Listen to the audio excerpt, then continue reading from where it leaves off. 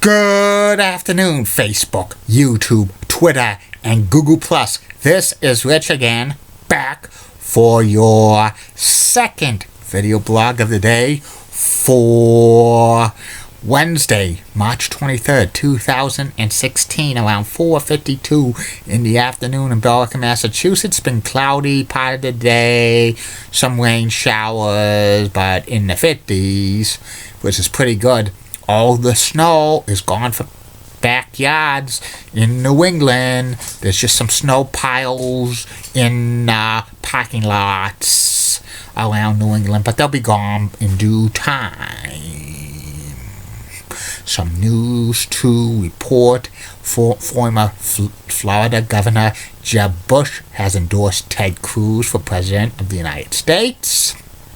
And also, Alex Rodriguez, designated hitter for the New York Yankees, is announcing he's retiring after his contract expires in 2017. The Los Angeles Rams are going to be on this season's Hard Knocks on HBO.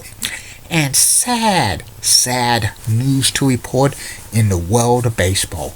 Baseball Hall of Famer Joe Gagliola passed away today at the age of 90. The cause of death is not known at this time, but he probably died of old age. Joe Gagliola was a catcher for about 9 years in the 40s and 50s. Then he went into the world of broadcasting. He mainly did television. He worked for NBC Game of the Week for years. He eventually became a host on the Today Show and hosted a lot of game shows.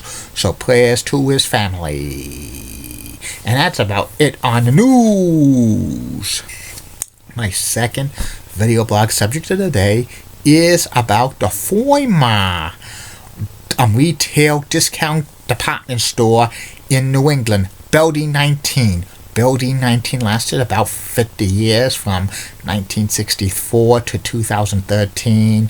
It was founded by Jerry Ellis and Harry Adler, and it was about selling stuff at a discounted price.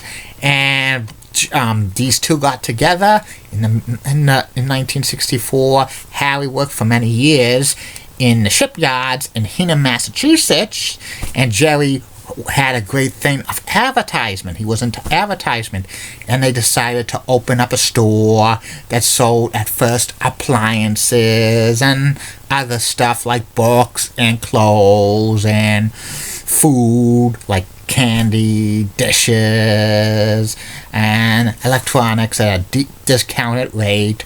Many of these stuff were bought by Building 19 through fire sales or corporate seizures or like liquidation and bankruptcy. But many of these items were defective. They had a post-expiration date. They were less than perfect, but sometimes they would be okay to sell. And in 1971, Building 19 got national headlines when window installing that was going in the John Hancock Building in Boston, Massachusetts. Some of the windowing was defective, fell off the John Hancock Tower. Building 19 bought the supplies, and they sold them at the stores.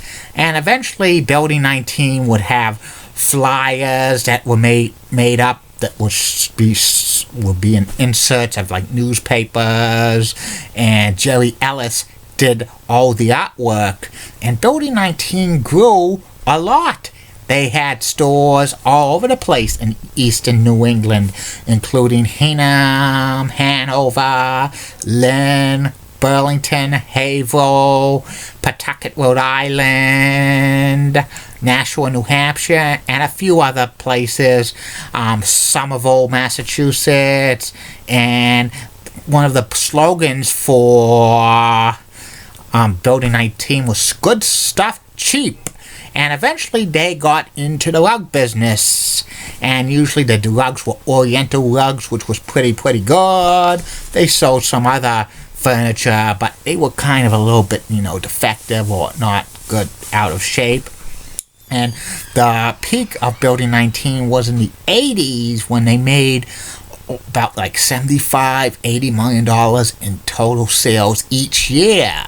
But by the 1990s and 2000s, Building 19 was on the decline because the start of online stuff. Plus, they were opening up like a lot of other discounted stores, like Christmas tree shops and the Dollar Tree store and Family Dollar, among others, and Ocean City Job Lots and Big Lots, and all of these stores were like in better shape, like for like selling stuff. They looked like more like cleaned up or like kind of classy than Building 19, which all of the Building 19s kind of had that run down look, like a run down warehouse. It looked kind of very dirty, and their sales were becoming disappointing and stuff, and it continued to go on a slippery slope. But there was still a lot of people who still shopped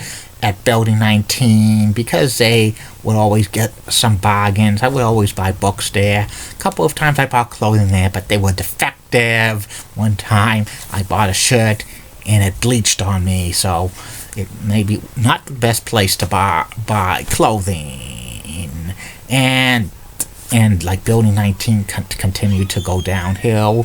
Eventually Jerry Ellis's son William was owner of the company, was president of Building 19. And in 2013, Jerry Ellis decided to fold Building 19. He voluntarily declared bankruptcy, and all 13 of Building 19 stores went out of business. But there were only 2 locations that opened up, that continued to open, using the rug department, and that continued on for a couple of years before that closed down. And it was one of the saddest days for New England, because Building 19 was a kind of an institution in New England, but with a lot of competition and the internet, it met its demise. And there was some commercials on Building 19 that were pretty funny that Jerry Ellis did on it. Good stuff come cheap. And that's about it on Building 19. And that's going to be it for right now. I'll be back with the third and final video blog of the night, which will be about the late great WCVB News Center 5 anchor Chet Curtis. Like I always say, keep calm, everybody. And I'm a Julie Button guy. Molly Rosenblatt of WCCO Oxen has nice legs. Elizabeth Hart is so stunning. She's the best. She's got nice legs as well. Amy Swensey's awesome. And in the word of Dr. Thomas Sharkey, this action will not be tolerated. See you tonight.